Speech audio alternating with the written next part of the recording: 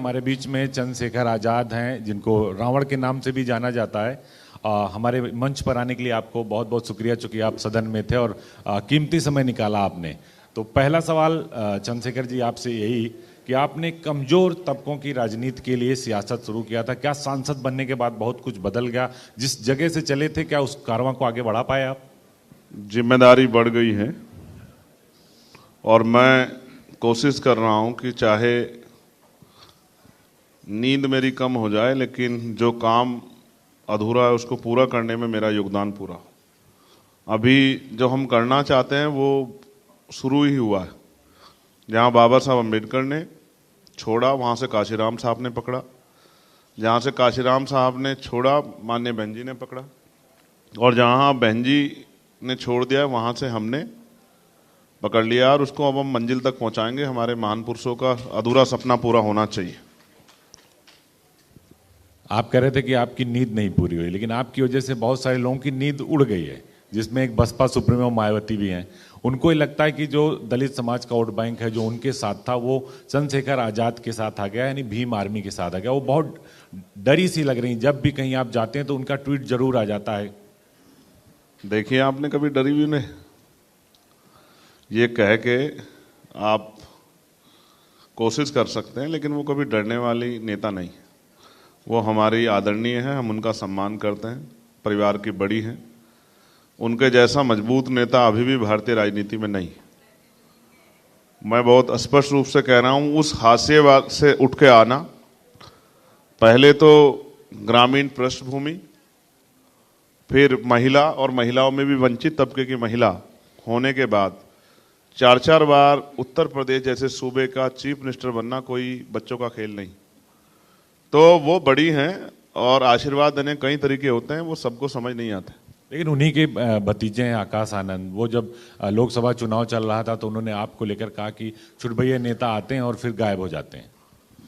अब लोकतंत्र में जो हमारा संविधान है वो बहुत आज़ादी देता है सभी को। कोई कुछ भी कह सकता है, आप भी कुछ भी कह सकते हैं, सड़क चलता आदमी भी कोई कुछ कह सकता है।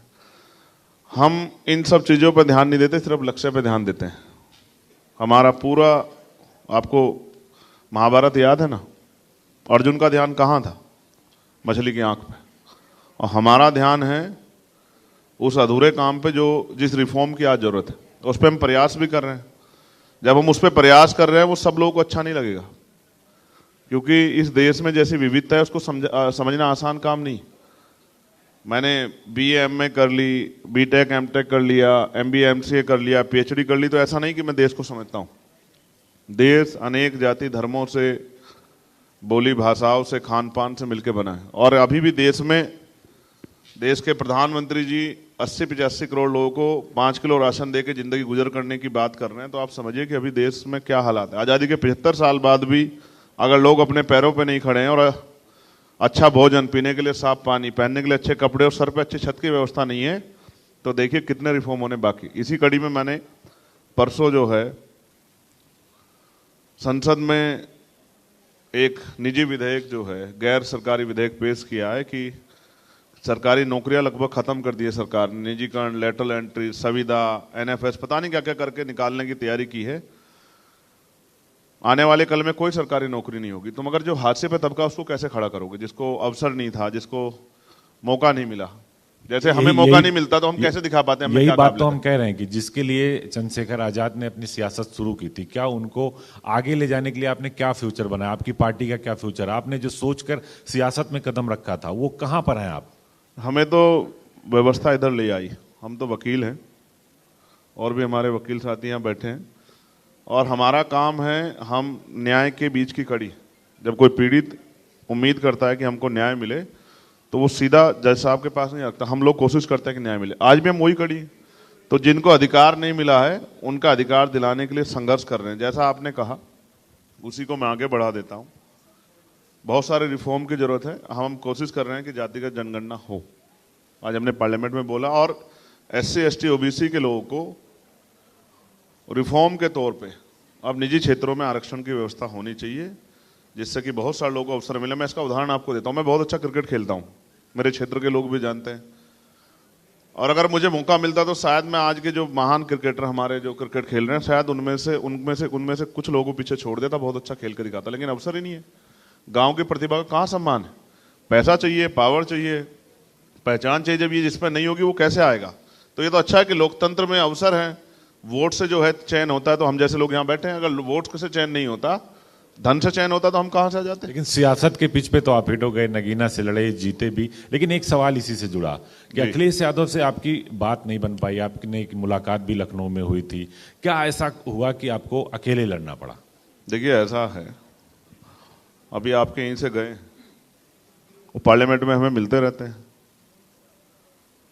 और अभी वो कल उनका बड़ा आलोचना हुई। हम तो आलोचना करते नहीं कि वो पीडीए का नारा दिए और उनको माता प्रसाद जी को बना दिए। हम तो उनको ये कहेंगे, हमारा सुझाव है, बाकी तो उनको करना है, कि 2027 का चीफ मिनिस्टर का दावेदार भी उनको माता प्रसाद पांडे जी को बना देना चाहिए।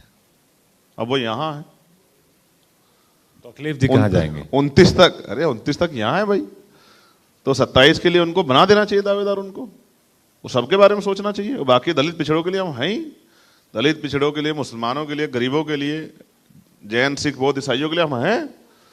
तो बात नहीं बनी, ठीक है, उनकी इच्छा है, अब ताली एक हाथ से नहीं बजती, उनकी इच्छा नहीं थी तो नहीं हुआ समझौता। अब दोबारा हम भी ये तय कर लिए कि अब हम 10 सीटें उपचुनाव की आ रही अपने दम पे लड़ेंगे। अभी 2 सीटों पे हम होकर हम छुट्टी नहीं रखते हैं।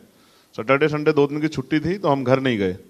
हम एक दिन गए इलाहाबाद फूलपुर में और एक दिन गए मजवा मिर्जापुर में, और करके रात को 2:30 बजे हम पहुंचे थे और सुबह 10:30 बजे सदन में थे। हम अपनी ड्यूटी पूरी ईमानदार से कर रहे हैं। तो उत्तर प्रदेश में किसको मजबूत मान रहे हैं आप, राहुल गांधी को या अखिलेश यादव को? चंद्रशेखर आजाद आप देखो तो सही, हरा दिए। देखो भाई, एनडीए अलायंस को भी हरा दिए और इंडिया अलायंस वालों की जमानत जब्त करा दी, और एक और राष्ट्रीय पार्टी थी उसको 1% वोट मिला। अब हमसे मजबूत अब नहीं लड़े ना सब सीटें लड़ते तब आपको पता लगता है कौन मजबूत। चुनाव तो लड़ने जा रहे हैं आप ना, सभी सीटों पर उपचुनाव लड़ने जा रहे हैं यूपी में। हमने 24 में छोड़ दिया कि चलो आप लोग लड़ो, कल ये मत कहना कि आपकी वजह से हार गए। लेकिन अब आप मजबूती देखना वोट के आधार पे। हमारी नई पार्टी है, झंडा आप लोग को तो घर तक अब पहुंचा, निशान अब तो घर तक पहुंचा, अभी और बहुत कुछ। अभी तो हमारी पॉलिसियां जा रही है, तो आप देखना जब 10 सीटों का रिजल्ट आएगा उस दिन आप बताना कि कौन मजबूत है उत्तर प्रदेश में। उत्तर प्रदेश की जनता बहुत समझदार है, उतनी ताकत देती है जिसमें आदमी का दिमाग खराब ना हो, और हमारा दिमाग खराब इसलिए नहीं हो सकता क्योंकि हमने बहुत कुछ देखा है जिंदगी में। अच्छा चलिए, उत्तर प्रदेश में आप सबसे मजबूत हैं, देश में किसको मजबूत मानते हैं? प्रधानमंत्री नरेंद्र मोदी को या राहुल गांधी को? जनता को। देश में देश की महान जनता मजबूत है। किसी को भी अहंकार होता है तो अहंकार ठीक कर देते जरूर देर में, कोई हो चाहे। आप देखो सत्ता के लोगों को अहंकार था। अच्छा मेरा सवाल ये, 400 पार क्यों चाहती थी बीजेपी, बताओ? करोगे क्या 400 पार लेके? सरकार तो बन रही है आपकी 200 पौने 300 के करीब जाके, 272-74 में बन जा रही है। तो आप 400 पार लेके क्या करना चाहते? तो सर जनता ने कहा कि अच्छा अब घमंड आ गया तो चलो आपका घमंड तोड़ देते। बहुत करीब से बचे हैं सर। लेकिन तो बीजेपी कहती कि आप लोगों ने भ्रम फैला दिया, संविधान बचाओ, आरक्षण खत्म हो जाएगा, इसलिए उनकी सीटें कम हुई। देश की जनता को बेवकूफ समझ रहे हैं? कोई भ्रम फैला देगा और वो बेवकूफ बन जाएंगे। मेहनत करके कमाते हैं भाई, बेवकूफ नहीं है कोई भी, सब समझदार है, सोचते हैं, तोलते हैं। वोट ऐसी चीज है, देखो गरीब जैसे कोई आदमी जाएगा मांगने के लिए, हाथ फैला के कहेगा भाई रोटी दे देगी जनता, पैसा कहोगे पैसा भी दे देगी, कपड़े कहो कपड़े दे देगी, और कुछ जगह कहोगे रहने के लिए वो भी दे देंगे। वोट नहीं देगी किसी गरीब आदमी को, वोट बहुत सोच समझ के देती जनता। तो इसलिए मैंने कहा आपको, इनको घमंड हुआ इनका तोड़ दिया, किसी और को घमंड होगा उनका तोड़, पहले भी टूटा है देखो। लेकिन अखिलेश यादव देखिए आजकल बहुत ओवर कॉन्फिडेंस में बहुत सारी सीटें जीत कर आए, सदन में भी देखिए आप कह रहे हैं कि सबसे मजबूत आप हैं, और 2027 का जब चुनाव होगा तो आप कहाँ होंगे और अखिलेश यादव कहाँ होंगे? क्योंकि बात तो आप दोनों के बीच बनी नहीं। हम तो उत्तर प्रदेश में ही होंगे, हम उत्तर प्रदेश छोड़ के कहाँ जा रहे हैं भाई? हम उत्तर प्रदेश के रहने वाले हैं, सहारनपुर के से में पैदा हुए हैं, पढ़ाई लिखाई सब वहीं हुई है, फिर बाकी पढ़ाई देहरादून में हुई है। तो उत्तर प्रदेश में रहेंगे या देश के किसी कोने में रहेंगे? अब चुनाव आ रहे हैं, हरियाणा में रहेंगे, उसके बाद झारखंड में रहेंगे, महाराष्ट्र में, सब जगह संगठन है भीम आर्मी का, और हम लोग बहुत मेहनत कर रहे हैं। और मेरा विश्वास है कि आजाद समाज पार्टी धीरे धीरे आगे बढ़ेगी। राजनीति में कोई एकदम आगे नहीं बढ़ता, धीरे धीरे आगे बढ़ता है, जनता में जन समर्थन पैदा होता है। अब जितना हम लड़े, अब देखो आज हम वहां पहुंच गए थे लेकिन पुलिस के लोग रोक लिए, वो जो बच्चे जो है 3 मर गए। आप देखा, वो बनने तो आए थे IAS IPS, क्या बने? लाशें बन के गए घर में। अब इतना पैसा खर्च कर रहे हैं माँ बाप, है माफियागिरी चल रही है, कहीं भी कुछ भी कर दो, लीगल जो है सबको छूट मिली हुई है। कि कहीं जो है कहीं कोचिंग सेंटर खुलवा दो, कहीं उसमें जो है कोई लाइसेंस ना हो, कुछ भी ना हो, तो कौन पूछ रहा है? लेकिन संजय सिंह आए थे सुबह हमारे इंडिया न्यूज के मंच पे, वो कह रहे थे कि हमें लेगेसी में मिला है, 20 साल पहले से चला आ रहा है। अब मैंने ये थोड़ा ही कहा कि संजय सिंह की गलती है। मैं तो ये कह रहा हूँ ये जो लोग, सरकार उन्हीं की है ना। अब उनकी है तो उनसे पूछो कि उनकी आंख के नीचे सब चीजें हो रही है, तो आप ये पूछो कि वो क्या कर रहे हैं। और अगर इतना भी ध्यान नहीं है तो फिर क्या फायदा उनका सत्ता में होने का। और फिर सच ये है, हमारी लड़ाई तो सत्ता से ही है, क्योंकि सत्ता में बैठ के कोई काम नहीं करेगा तो हम तो सवाल पूछेंगे। और इसलिए पूछेंगे कि आप कहते हो उत्तर, ये दिल्ली वाले कहते हैं कि हम 1 करोड़ रुपए देते हैं अगर किसी के भी को भी नुकसान होता है जो कर्मचारी, लेकिन सफाई कर्मचारी मरता है कुछ नहीं देते। ये विकसित भारत है। आप देखो 5वीं अर्थव्यवस्था है, आज भी गटर में उतरते हैं हमारे लोग, सर पे मैला उठाया जाता है, आज भी माओ को इस गंदगी में हाथ डालना पड़ता है। ये है विकसित भारत, 5वीं अर्थव्यवस्था। सोचो अगर हम 10वीं 12वीं होते तो क्या होता। तो मेरा ये कहना है कि गरीब वर्ग के बारे में सरकारें सोच नहीं रही हैं। पूंजीपतियों का बड़ा पैसा माफ कर दे, 16 लाख करोड़ रुपए, तो गरीबों के लिए भी पैसा पहुंचाओ, योजना बनाओ। गैस सिलेंडर के दाम देखो कहाँ है, पेट्रोल डीजल के दाम देखो कहाँ है, बिजली देखो के दाम कहाँ है। तो उस पर तो कोई जब सवाल करता नहीं, मीडिया भी इस पर डिबेट कम करती है। और मैं इंडिया न्यूज वालों को कहूँगा कि वो क्या करें, क्योंकि देश का नौजवान, देश की महिलाएं, किसान, मजदूर सब लोग देख रहे हैं कि हमारा मुद्दा कौन उठा रहा है, और वो उसी तरह उसका सम्मान कर रहे हैं। और जब देखते हैं हमारे मुद्दे पर चर्चा नहीं हो रही है तो फिर नाराज भी होते हैं। अब इंटर्नशिप की बात हुई है बजट में, बताइए एक सवाल, एक सेकंड सुनिए। इंटर्नशिप की बात हुई है, और इंटर्नशिप क्या परमानेंट रोजगार है? आप बता दो। इंटर्नशिप करने के बाद क्या करोगे? अग्निवीर के बाद क्या करोगे? सवाल ये, पक्का रोजगार दे नहीं रहे हो। सारी सरकार निजीकरण करके सारी सरकार नौकरियां खत्म कर दी। तो कह रहे हैं अग्निवीर को हम समायोजित कर देंगे, आरक्षण दे देंगे। है? अग्निवीर को तो कह रहे हैं हम समायोजित कर देंगे, 4 जब आएंगे वो अग्निवीर से वापस। कौन कह रहे हैं? यूपी सरकार कह रही है, कई सरकारें कह रही हैं कि हम। तो ठीक है, जब उनका मौका मिले जनता ही तो देगी भाई, हम कहीं से कहते हैं। हमें अभी मौका इतना नहीं दिया जनता ने, जब मौका जनता हमें देगी हम जनता के हितों के लिए बहुत अच्छे काम करके दिखाएंगे। अच्छा ये बताइए चंद्रशेखर जी, हर मुद्दे पे आप लोग बोलते हैं, हाथरस में भोले बाबा की घटना हुई, 123 लोग की मौत हो गई, आप भी वहां गए। जो अखिलेश यादव ने कुछ भी इस तरह का सवाल भोले बाबा पर नहीं किया। हाँ, बसपा सुप्रीमो मायावती जी ने जरूर कहा कि ये निंदनीय है, गिरफ्तारी होनी चाहिए। आप भी गए थे, आपका क्या स्टैंड था? क्या ऐसे बाबाओं की जो सभा होती है, वकील साथी यहाँ बैठे हैं, हमने ये पूछा था कि जब उत्तर प्रदेश सरकार FIR ही नहीं करे तो गिरफ्तारी कौन से उसमें कर दोगे? अब बचा तो उत्तर प्रदेश सरकार रही है भाई। आप FIR में नाम तो डालो, जांच होने दो। निर्दोष होंगे तो हम क्या कह रहे हैं जेल भेज दो, लेकिन अगर दोषी होंगे या निर्दोष होंगे इसका फैसला तो जांच में होगा ना, या कोर्ट करेगी। तो FIR ही नहीं की उत्तर प्रदेश सरकार, एक बाबा मिलकर दूसरे बाबा को बचा लिए। अब ये सोचो, यही समझो, एक तरफ निर्दोष व्यक्ति जेल चला जाता है और दूसरी तरफ दोषी व्यक्ति। अभी मैं आपको उत्तर प्रदेश कानून व्यवस्था के बारे में बताता हूँ। उत्तर प्रदेश का सवाल आपने किया, 2.5 साल की बच्ची जो है उसके माँ बाप कह रहे हैं कि उसको नोच दिया है, रात को उठा के ले गए, और उनके माँ बाप ही एविडेंस कलेक्ट कर रहे हैं। पुलिस हाथ पे हाथ धर के बैठी है मेरठ में, और कोई जाता है पूछने तो धमका देते हैं, कहते भाग जाओ यहाँ से। ऐसे ही मैं यहाँ गाजियाबाद में गोली मार दी, सरेआम गोली मार दी बाप बेटे को। राजस्थान में गर्दन तलवार से काट दी। हम कहाँ रह रहे हैं? हम कोई ऐसे देश में रह रहे हैं कि जहाँ राजतंत्र किसी भी गर्दन काट दो, किसी को मार दो। वो तो कहते हैं हमारी कानून व्यवस्था, हमारा लॉ एंड ऑर्डर, क्राइम और करप्शन पर जीरो ये टॉलरेंस है। ये अगर दिखाएंगे आपको तो यहाँ 4 गोली लगी है, ये इन्हीं की सरकार में लगी है। तो वायु श्रेणी सुरक्षा भी मिली है आपको। तो ये अब मेरे लिए गोली खा लेंगे क्या? बताओ। यहाँ तो सुरक्षा वाले हर बहुत सारे लोग घूम रहे, जब गोली आती है ना इतनी स्पीड होती, इतना आंख पे झपकते, इतना गोली चल लग जाती। और यहाँ दिल्ली में नहीं है सुरक्षा, हमें आपको जानकारी नहीं है। हमें सिर्फ उत्तर प्रदेश में सुरक्षा दी है। उनको लगता है उत्तर प्रदेश में हमारा खतरा है, उत्तर से बाहर खतरा नहीं है। ये सरकार है भाई, ये सरकार है। ये किसी की जिंदगी कितनी कीमत समझती है, ये किसी छिपी भी नहीं। हमने तो बहुत दिन पहले बताया था, और हमने यहाँ भी बताया कि यहाँ हमारी रेकी हो रही। हमने कहा सरकार को, लेटर लिखा, लेकिन अभी तक सुध नहीं लिए। तो कमजोर वर्गों के नेता जिए मरे, उनको क्या फर्क पड़ता है सरकार के लोगों को? कोई फर्क नहीं पड़ता। नहीं पड़ता तो फिर व्यवस्था होती नहीं होती। आपके ऊपर भी हमला हुआ, आपके ऊपर आपके समर्थक बहुत ज्यादा संख्या में जुटे, वायु श्रेणी की सुरक्षा दी गई। आपको क्या लगता है कि जिस तरीके से उत्तर प्रदेश सरकार काम कर रही है, वो कहती कानून व्यवस्था ठीक है, आप कहते हैं कानून व्यवस्था ठीक नहीं है, मर्डर हो रहा है, रेप हो रहा है, तो आपको लगता नहीं कि सरकार और जो विपक्ष है दोनों में जब इस तरह का मुद्दा आता है तो सड़क से और सदन तक दोनों जगह बात होनी चाहिए?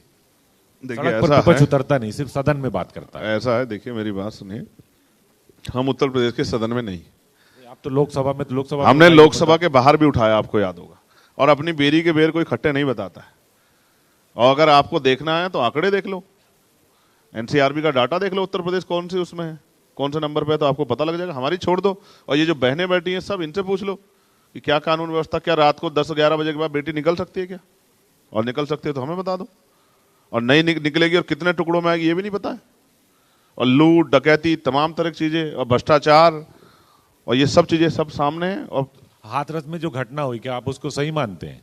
तो आप मुझे बताओ कि इसका जिम्मेदार कौन है? इसका जिम्मेदार है, सबसे पहले जिम्मेदार है सरकार, फिर जिम्मेदारी है एडमिनिस्ट्रेशन की और पुलिस की, इंटेलिजेंस की। इंटेलिजेंस का इतना बड़ा फेलियर है। क्या व्यवस्था थी वहां? 2.5 लाख लोग इकट्ठा हो रहे हैं, 100 लोग लगा रहे हो। उनको पता था कौन लोग आते हैं, गरीब लोग आते हैं, कमजोर वर्ग के, तो मरने तो क्या फर्क पड़ता है? बाद में तो कार्रवाई कर देते हैं, लेकिन जब 2-2.5 लाख लोग आते हैं तो उसमें प्रशासनिक चूक तो कहीं ना कहीं होती है। बाद में छोटे अधिकारियों पर कार्रवाई हो जाती है। आपको 2-4 लगता है कि नहीं सीनियर कि अधिकारियों पे मुकदमा लिख के उनको जेल भेजते कि ऐसी लापरवाही दोबारा ना हो। उससे 2-4-10 दिन पहले मैं गया था मुजफ्फरनगर में, इतने लोग इकट्ठा हुए थे, नाम मात्र के पुलिस वाले थे। मैंने मंच से कहा था कि ये गैर जिम्मेदारी है, कोई बड़ी घटना हो सकती है लेकिन सरकार का ध्यान वहां नहीं। अगर कोई नेता चला जाता, कोई बड़ा अधिकारी चला जाता तो खूब व्यवस्था लग जाती, क्योंकि यहाँ बड़े लोगों की इज्जत है, बड़े लोगों की जान की वैल्यू, मैंने आपको बताया। गरीबों की जान की वैल्यू नहीं है। जहाँ पैसे वाले उद्योगपति, जहाँ नेता लोग जाएंगे वहां सब कुछ सुरक्षा व्यवस्था लगी, लेकिन जहाँ गरीब लोग जाएंगे कोई व्यवस्था नहीं लगी, मरो या जियो। एक नया मुद्दा इस समय चल रहा है, नेम प्लेट।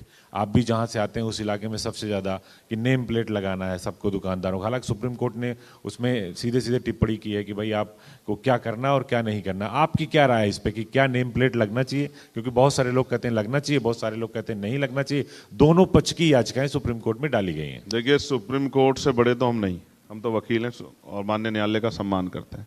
और मैं ये कहता हूं कि अगर सुप्रीम कोर्ट नहीं होता तो उत्तर प्रदेश सरकार कभी नहीं मानती कि उन्होंने ये गलत जो है नियम बना दिया है। और ये तो अच्छा है कि सुप्रीम कोर्ट ने उसका संज्ञान ले लिया। अगर कहीं पेंडिंग हो जाता तो ये सब चीजें हम अपनी आंखों के सामने देखते। लेकिन आप मुझे जवाब दो एक बात का, अभी आज गाजियाबाद में शायद पुलिस की गाड़ी तोड़ दी है और 6-7 घटनाएं ऐसी दिखाई दी जिसमें गाड़ी तोड़ रहे हैं।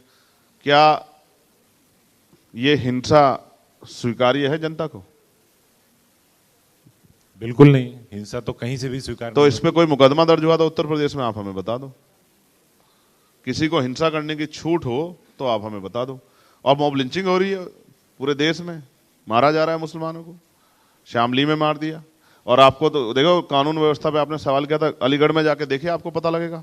तो जिसकी मॉब लिंचिंग हुई उसी के परिवार पे उल्टा 7 लोग मुकदमा कर दिया 11 दिन 12 दिन बाद, क्योंकि नेताओं के इतने दबाव में है पुलिस और एडमिनिस्ट्रेशन की उनकी जी हजूरी करनी है, चाहे वो कानून की सीमाएं लागे, चाहे अपनी ड्यूटी के साथ धोखा कर दे, कुछ भी कर दे। लेकिन यूपी सरकार ये कहती कि ये सिर्फ हमने किसी समुदाय के लिए नहीं किया, सबके लिए किया। काशी विश्वनाथ मंदिर में भी जो दुकानें लग रही हैं उसमें नेम प्लेट लगाने को बोल दिया गया है, अयोध्या और मथुरा में भी बोल दिया गया, लेकिन उसको जिस तरह से सांप्रदायिक रूप दिया गया और उसको फिर उसमें कोर्ट को इंटरफेयर करना पड़ा, उसकी याचिकाएं पढ़ डाली गई। अयोध्या ने क्या संदेश दिया देश को?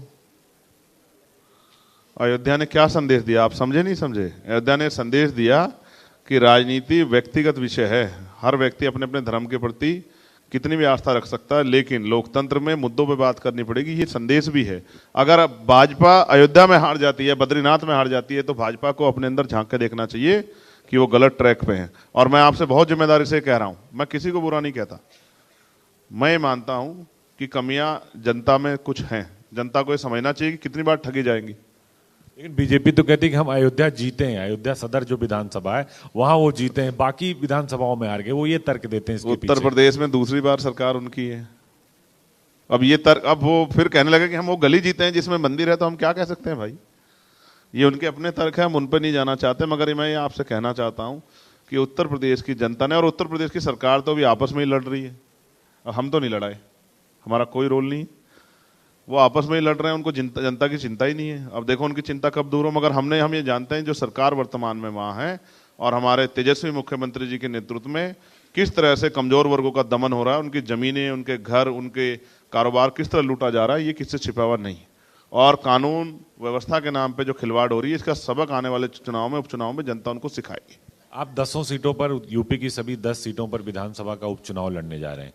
आप सबसे बड़ी चुनौती किस पार्टी को मानते हैं? बसपा भी लड़ने जा रही, पहले मायावती जी कहती थी कि हम उपचुनाव नहीं लड़ेंगे, इस बार वो उपचुनाव लड़ने जा रही हैं, चंद्रशेखर भी लड़ने जा रहे हैं, और इसके साथ ही समाजवादी पार्टी यानी जो इंडिया गठबंधन आपका वो लड़ेगा ही लड़ेगा, बीजेपी। किसको सबसे बड़ी चुनौती चंद्रशेखर आजाद मानते हैं?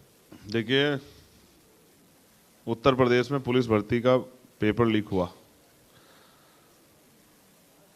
कितने बच्चों के जीवन के साथ खेल हो गया, धोखा हो गया। अब तक वो भर्ती शुरू नहीं की, हम कई बार आवाज उठा चुके हैं। अब तो कानून बना दिया, उन्होंने कहा कि 1 करोड़ रुपए तक का जुर्माना और उम्र कैद की सजा। और जो बच्चों का भविष्य खराब हुआ, जिनकी एज निकल जाएगी, उनका क्या होगा? बीएड वालों का क्या होगा? बीटीसी वालों का क्या होगा? मैं आपसे कह रहा हूं, आप चुनौती पूछ रहे हैं ना, जनता को तैयार करना चुनौती है। जितनी ज्यादा दूर नजदीक तक चले जाएंगे उतना जनता तैयार हो जाएगी। जनता तैयार हो जाएगी, वोट जनता को देना, वोट डालने में कोई पैसा नहीं खर्च होता है। तो जनता तैयार हो गई तो उत्तर प्रदेश में आजाद समाज पार्टी के आगे कोई चुनौती नहीं, आजाद समाज पार्टी आगे बढ़ेगी। एक सवाल आपसे, आप लगातार चंद्रशेखर आजाद उर्फ रावण लिखते थे, रावण नाम कैसे आपका पड़ा और उसका कितना फायदा और कितना नुकसान है? क्योंकि आजकल आप उस नाम का इस्तेमाल कम करते हैं। हम कई साल पहले से मना कर रहे हैं, आपको बड़ा आनंद आता है ये नाम हमें पुकारते हुए। अच्छी बात है, आपका स्वागत है, मगर मैं क्या कहूँ, नाम में क्या रखा है? देखिए, आसाराम साहब जेल में पड़े हैं, राम रहीम साहब जेल में पड़े हैं, और पता नहीं कितने ऐसे लोग जो हैं, जो कितने ऐसे लोग हैं जो ऐसे नामों का प्रयोग किए, और देखो क्या हाल है। असल बात होती है आदमी के करैक्टर में कि उसका चरित्र कैसा है। असल लड़ाई यहाँ है कि अगर कोई काम करना चाहता है तो उसको अवसर मिलना चाहिए, और हम कोशिश कर रहे हैं कि हमारा नाम लोग जाने ना जाने, लेकिन हमारा काम जरूर जाने। अगर कहीं किसी पे जुल्म होगा, कहीं किसी को हमारी जरूरत होगी, तो बिना बुलाए हम जाके उसकी आवाज उठाने का काम करेंगे। आखिरी सवाल सर, जो काम की आप बात कर रहे हैं, अखिलेश यादव ने भी बड़ा नारा दिया था, काम बोलता है, लेकिन 2017 में वो सत्ता से बाहर हो गए। चंद्रशेखर आजाद किस काम को लेकर जनता के बीच जाएंगे? देखिए, सबसे ज्यादा जरूरी ये है कि अच्छी एजुकेशन सिस्टम हमारे प्रदेश और देश में होना चाहिए, जो गरीबों के दायरे में हो, कि गरीब का बेटा, किसान मजदूर का बेटा भी अच्छी अच्छी पढ़ाई कर सके। आज एमबीबीएस नहीं कर सकते हैं आप, करोड़ों रुपए की डोनेशन चाहिए। अच्छा हेल्थ सिस्टम होना चाहिए, नौजवानों को रोजगार मिलना चाहिए, महंगाई से लोगों की जिंदगी में आसानी होनी चाहिए, और कानून व्यवस्था अच्छी होनी चाहिए कि सब लोगों के जीवन की रक्षा हो। क्योंकि दर्द सबको होता है, सबकी माँ ने इतना ही दर्द सहा जब पैदा किया। तो किसी को अगर आजाद भारत में और अमृत काल वाले भारत में अगर आज भी इतनी हिंसा हो रही है, तो सरकार को जवाब देना चाहिए कि वो कुर्सी बैठ के क्या कर रहे हैं। अगर कानून व्यवस्था अच्छी नहीं कर सकते तो कुर्सी पे बैठने का, कुर्सी से चिपकने काम बंद करो और कुर्सी छोड़ो और नए लोगों को मौका दो। बहुत बहुत शुक्रिया चंद्रशेखर आजाद जी का इंडिया न्यूज के मंच पर आने का और अपना कीमती समय देने के लिए बहुत बहुत शुक्रिया sir. For more such videos, subscribe to the NewsX YouTube channel, hit the bell icon.